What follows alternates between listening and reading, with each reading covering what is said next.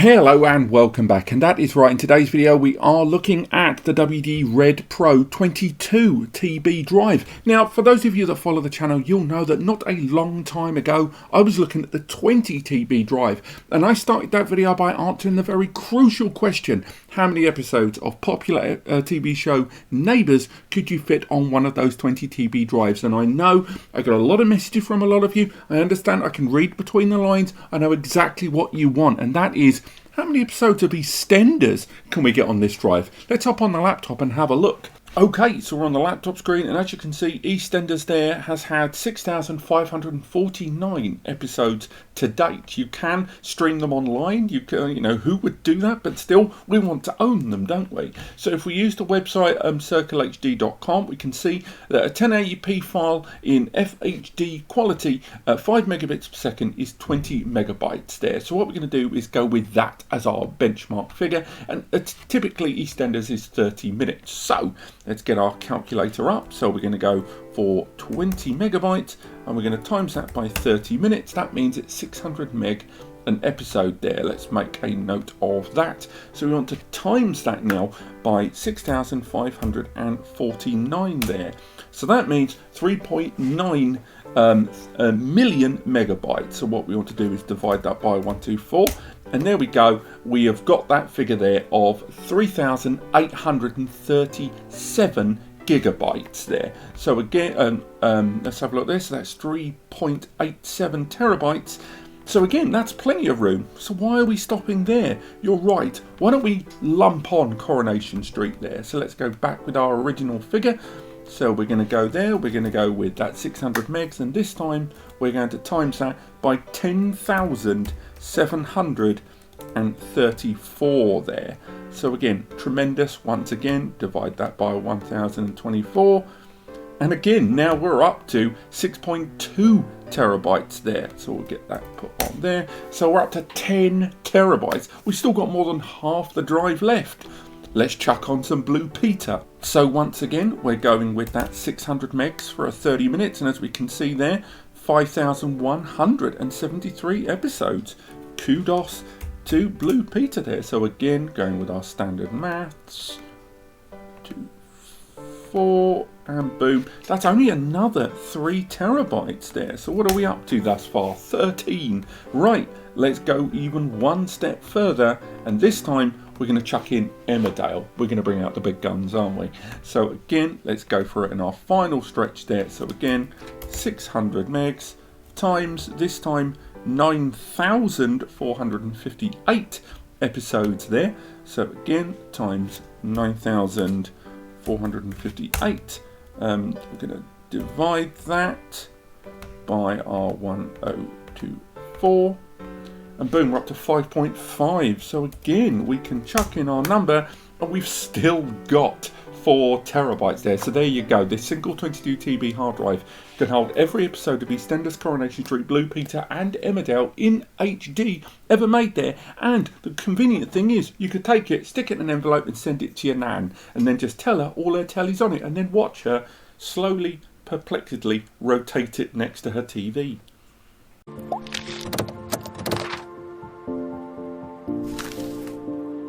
Yes, that is right. Another big benchmark in the world of data storage and hard drives, as 22 TB drives are now a thing. I don't know why I'm keeping that in the bag that I've clearly already opened. There is the drive in question. A 22 TB drive there in the WD Red Pro series. This is for enterprise and larger scale network attached storage solutions, and it is also available in other colours within the WD hard drive portfolio there.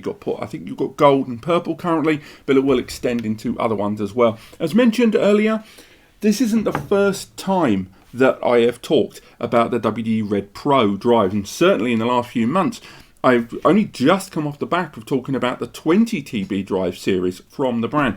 This 20 TB 10 platter drive retails currently for, on their own website, £607 for this drive, or in dollars it's $679 currently US, and that is a whole lot of storage, 22 TB there. Again, I could really go on and on and on about, where we are in terms of data storage there, in terms of 20 TB, and again, 22 TB is just really adding icing on the cake at this point. We've only just got used to 18 and 20 TB drives in the market as it stands. But let's talk a little bit more about the architecture of this drive, shall we? So it's a WD Red Pro drive, which means it is going to be geared in both in terms of firmware and design to exist on a 24/7 heavy utility environment there. It takes advantage of conventional magnetic recording, CMR or PMR, depending on how you like to class it there. There are other little features that are very WD specific into the build there. So if we talk a little bit more about the fine tuning of the firmware and the architecture inside, we can talk about things like 3D active balance, vibration and dual plane design, which is how it maintains stable performance and stable access when it is being utilized both as a single drive, but more importantly when you start introducing other drives as well. We'll get onto those later on. But the drive itself has NASWare 3.0 current version on board. Now, I have talked about NASWare in a great deal of detail in the past, but I will say is effectively how the drive is monitored and geared in those larger scale environments. When you have one drive spinning, much like a standalone PC and stuff like that, you don't have to be as concerned with things like heat, things like vibration, and just overarching temperatures and the durability of the drive, because in that access scenario you are interacting with it very rarely 24/7, but on off with sufficient standbys. Once you introduce drives into a multi-bay environment from desktop all the way to large scale rack mount, you introduce new factors. The overall system that it is plugged inside and its own vibration and just general utility, but also drives all being accessed at the same time, often with data being spread across multiple disks at once, so it can't withstand one drive being slower than the others without the overall impact hitting the whole system there. Secondly, when you have drives on for 24/7 and particularly for sustained utility, what happens is any weak drive in that whole layout not only affects the overarching system of performance as mentioned, but it will degrade even faster as it attempts and overworks to keep up with the overview of the entire system and access there. Which is why when 22B drives arrived on the scene, there's more to it than them just cramming in a few more terabytes. A big part of that comes down to the platters I mentioned earlier on. Now, in a hard drive, a traditional mechanical hard drive, you have these little disks inside. Those little disks inside spinning around is where your data lives. A little arm, little actuator dancing around, reading the drive. Now, in the old days, there weren't that many platters inside these drives, but as the years have gone on, what they've had to try to do is try to free up as much actual physical space on these platters, introducing new platters and more in them to allow those larger capacities there. This drive also does it in another way, which I'll touch on later on, but ultimately it means that by introducing now 10 platters and doing an incredible job of maximizing the available space by making the platters thinner but still substantial, these 10 platters, each of which hold 2.2 TB of storage, all work in unison, once again with your data being spread across them, and in RAID scenarios, your data being spread across the whole system as well. And that's what I mean about the performance levels of these drives needing to maintain a very high standard. Now, the platters inside this disk are on a 7200 RPM rotation there, and it also is accompanied with 512 megabytes of onboard cache there. So they work together to maintain that performance level. It's also utilized helium sealing inside the drive, so again everything is packed in as tight as possible, and a lot of that is to do with temperature control as well. Unlike smaller drives, this has much more of an enterprise level design there, much more closed system, while still maintaining a 5.25 inch overall casing chassis there to go inside most of your systems via a 3.5 inch drive connector and framework. Now, when it comes to performance, the drive is rated at maximum of 265 megabytes per second. Yes, later in the video we're going to put it in the test area where we're going to test it in NASes and in a Windows test environment with a few benchmark tools as well. But the other thing a lot of people seemingly overlook when it comes to getting hard drives is durability. Because once again, as these drives are all being accessed at the same time in 24/7 environments, durability is a real factor here. Now, they arrive with 5 years of warranty, which is great to hear, but in terms of durability, it has a rating of 300 terabytes annual workload, which means you can recycle data up to 300 terabytes per year on this. But again, bear in mind that 22 TB, that's a lot of refresh you're going to be talking about there on this. A lot of that is made possible, again, because of that firmware inside managing the drive and staying on top of it. It has 600,000 unload and load cycles, that's power on, power off. And on top of that, it has an MTBF, or mean time between failure, rating of 1 million, which I'm not wholly a big fan of there as a measurement, but all the other stats there stand out for me.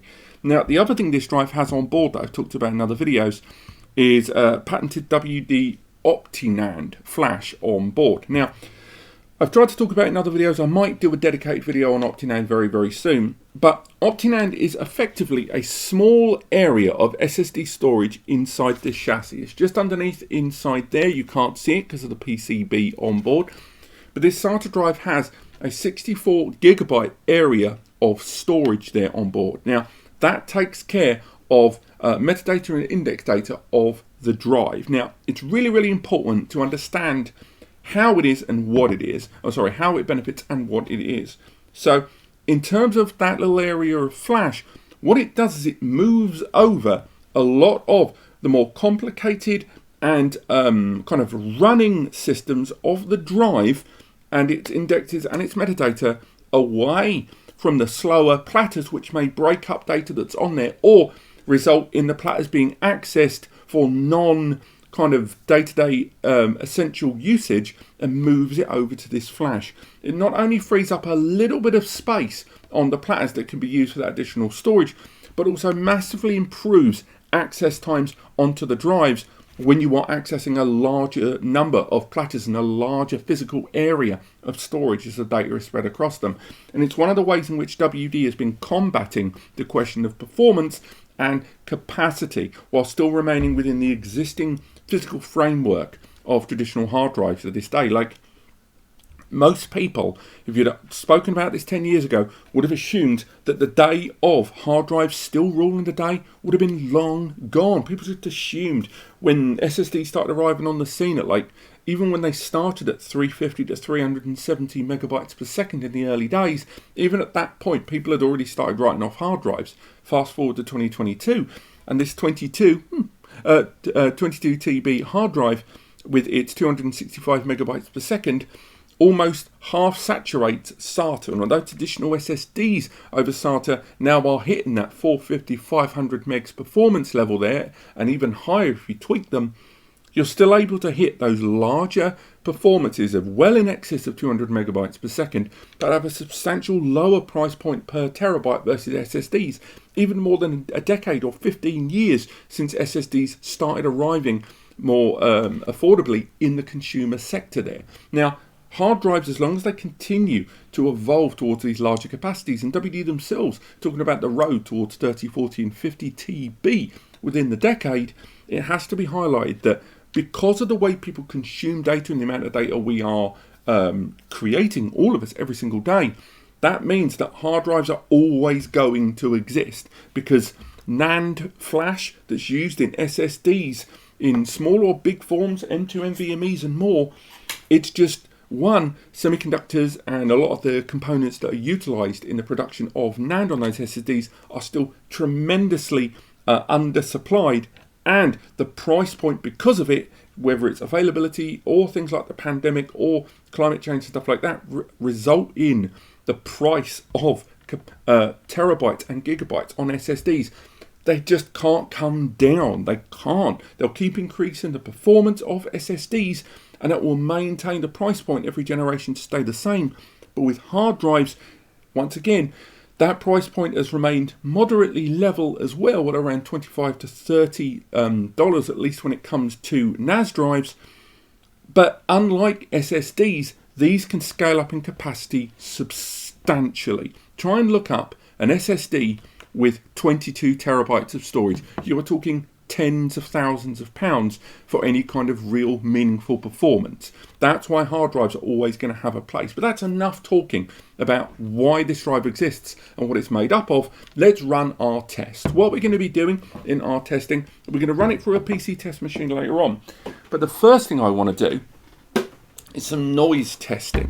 So what we're going to do is we're going to use this. This is the QNAP TS453E. And again, I'm going to do a much bigger video on this subject.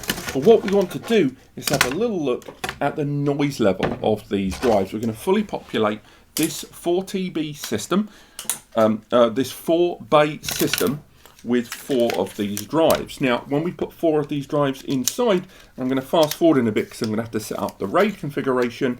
That means this little tiny 4-bay, which knocks around for about 500 to 600 nicker, depending on where you are in the world, is going to be an 88 terabyte NAS, which is pretty bloody crazy when you think about it. Now, the reason I'm building it is twofold. One, because we're going to be doing some performance testing of a single drive for this review. We're going to do another much bigger video on 22 TB performance using different NAS brands coming soon. But we're doing this just to look at the noise there of this system when it's in operation. But also we want to talk about compatibility, because a number of you may not be aware that right now a lot of NAS brands are yet to say whether 22 TB drives are compatible with their systems. It seems odd, doesn't it, when you think about it, that 22 TBs still utilise very familiar architecture of the 20, the 18, the 16 and all of that came before it. But still, if you look at Synology's website, they've only recently added 18 TB drives, coincidentally when they added their own first party 18 TB drive. And even QNAP have only just started adding the 20 TB drives to their lineup. 22 TBs have yet to be widely tested on these NAS systems, and that's the other reason we're going to set this up. But for now, I've set up this NAS. I'm going to move the camera around, and we're going to do a little bit of noise testing on this system, just to have a little look about how much noise it makes, and then we're going to test its performance in a couple of different NAS systems, as well as our PC system, and then we're going to conclude today's video with our thoughts. Let's fast forward to that testing. Okay, so now we've set up the NAS drive there, we can take a little bit of a look at what 4 of these drives all RAIDed together will do. As you can probably tell from the camera right now, I've changed my shirt, and that's because it's taken more than a day for the RAID 5 configuration on these 4 22 TBW Red Pro drives to be completed. Do bear that in mind for those that are taking advantage of ext4 systems and are called BTRFS. UZFS guys don't have to worry about that, of course. But what we're going to look at is a couple of things. I'm going to show you how much noise this system makes during idle, that is with the drives being there, ready, but not being accessed, they're going into standby. And then we're going to do some heavy activity to give you some indication of how much noise these drives will make in a simple 4-bay solution like this. So first and foremost, what we're going to do is just give a little bit of silence for about 20 seconds, where on screen you should be able to see the monitor there, the decibel meter that is refracting every time I talk. I'm about 2 feet away, and from there slightly further away is the QNAP there, and that QNAP that's been fully populated, they're running just a little bit closer to the mic and just under a foot away from that decibel monitor there. So what we're going to do is just give you 15 to 20 seconds of what idle is going to look like here on the decibel meter and over here on the audio. So let's go for it, starting now.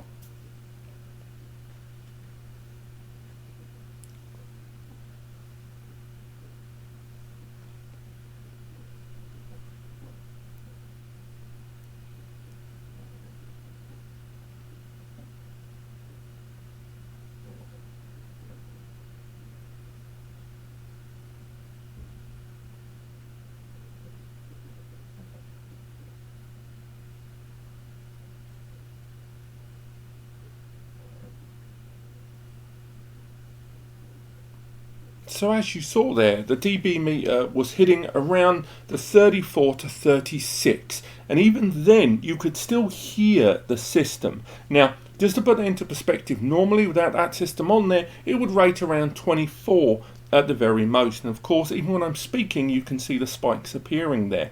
But what we're going to do now is the same thing, but this time we're going to create a heavy amount of artificial traffic with our RAID. It's going to be lots and lots of small files, And this will be indicative of how much noise a 4-drive configuration like this would be with just 4 of them in a small RAID. And again, this is only a small taster of what it would be like in a larger data center array. So let's go ahead and start that off now.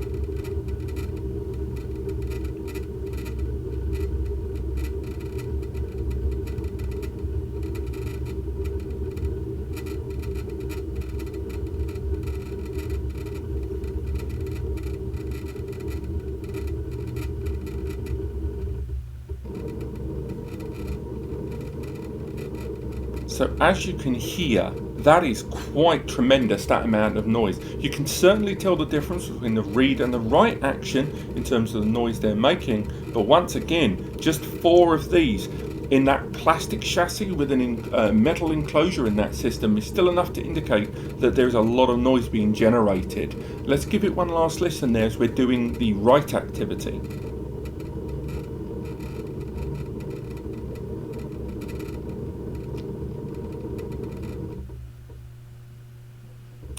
And there you go, that was quite a simple transfer of data, but immediately you could see a tremendous amount of noise. To give you some indication what enterprise level drive like this, the noise they can actually generate. I mean, the transfer has been tremendously fast, and in just a moment we're going to make our way over to our benchmarks and NAS testing. But for now, I think as far as noise goes, as good as the 22TB is in terms of its performance and durability, they are never going to be able to get away from the fact that these larger drives just generate a tremendous amount of noise. But for now, let's make our way over to the test area. Let's get my microphone set up back on and go through all of the benchmarking and tests.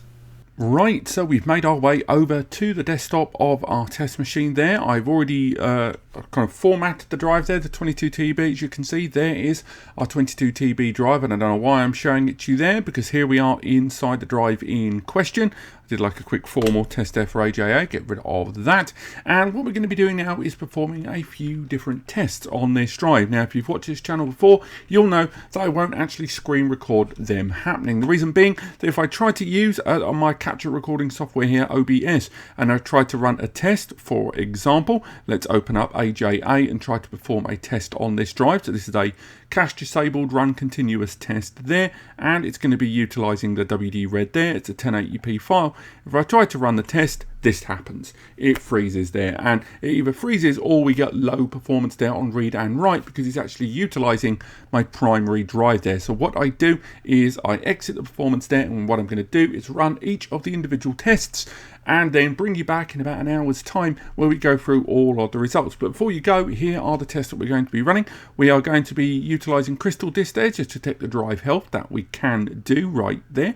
On top of that, we're also going to be running Crystal Disk Mark. Again, you may see a black screen there pop up. That's because it looks for admin authentication. As you can see, the W drive, we're going to run a couple of tests on that. We're also going to be running tests with Atto Disk Benchmark there. On the background, we can do some IOPS tests as well, just for the hell of it. And of course, as mentioned, we are going to be running AJA there.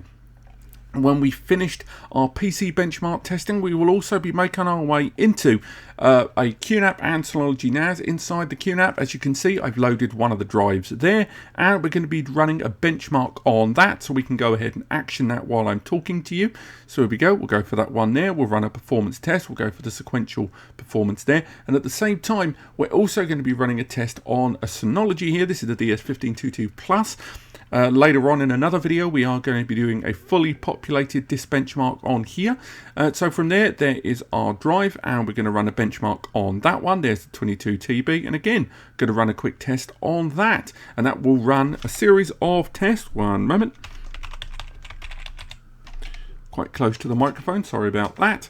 And that's going to run a test there on the Synology system as well. So what I'm going to do now is, while these two NASs perform their tests, I am going to start making my way through each of the PC benchmark tests, as well as doing a Windows transfer test using, I think, around 20 gigabytes of data being transferred over there. It's high mixed data as well. So I'm going to bring you back in about an hour's time, and we're going to go through all of the results. Okay, so my tests have finished and we have learned a great deal. First and foremost, it did most certainly perform to pretty much all of the parameters that WD said that the Pro 22 TB drive would do. As you can see there though, one of the things that did stand out for me is this drive did get actually quite hot. Now, in its defense, yes, I have run some very specific tests and bombarded it with these tests over the better course of an hour. So I would kind of expect it to run a little hot. Indeed, if we bring up the graph there of the general temperature, we can see that it did run. It started quite well, but as the time went on, it did get remarkably hot as a hard drive. Again, not unusual on Pro Series hard drives, but even then, it did run surprisingly hot for a traditional hard drive there. But carrying on, we can take a little look at the performance, and as we can see in Crystal Disk, there's a 1 gigabyte test file there. We did 280 over 263, so it even surpassed the reported sequential transfer rates that WD said this drive could do. It was a very good start indeed. If we make our way over to the Atto Disk benchmark figure there, we see a couple of things there, one of which I most certainly expected. We can see a 1 gigabyte test file on the left and a 4 gigabyte test file there on the right.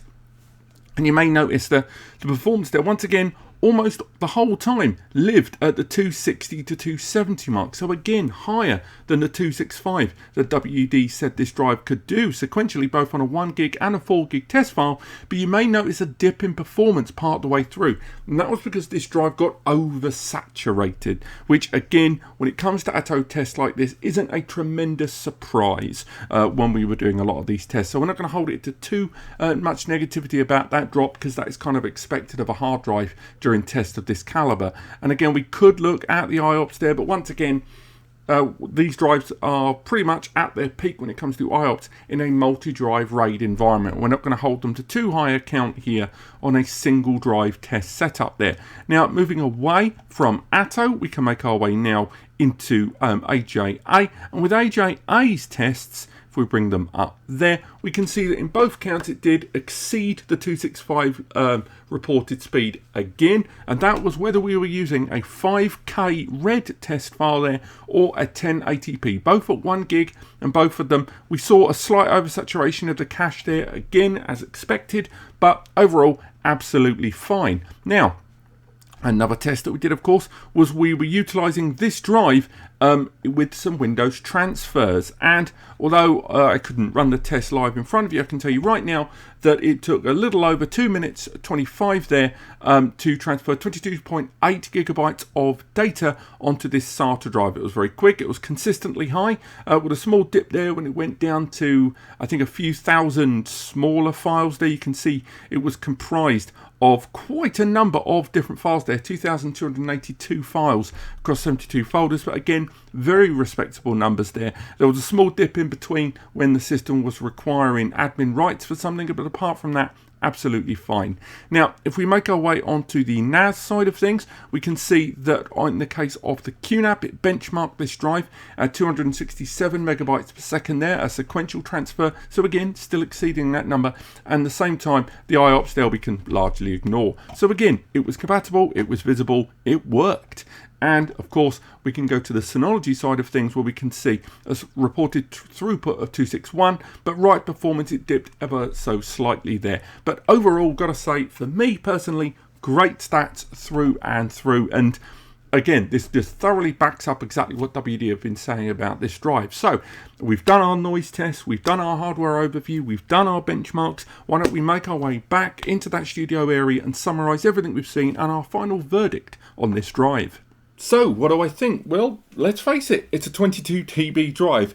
I love it. It's a huge amount of storage currently available to me in such a small container as this, particularly when you factor in that once you have multiple of these, hitting that petabyte scale for you rack mount users is going to be significantly easier than it's ever been before. Things I particularly like about it, obviously I still like the WD Red build for these Pro Series drives. I think it is a great kind of construction, particularly with that OptiNAND idea there on board, which is quite a smart way in which to offset some of the small incremental delays that some of the table and kind of metadata of a drive utility can be offloaded elsewhere. I love the fact that I can look at this drive, which is the same size as a few of the 4 or 6 older TB drives I've got on the other side of the room, but they've squeezed 10 platters inside.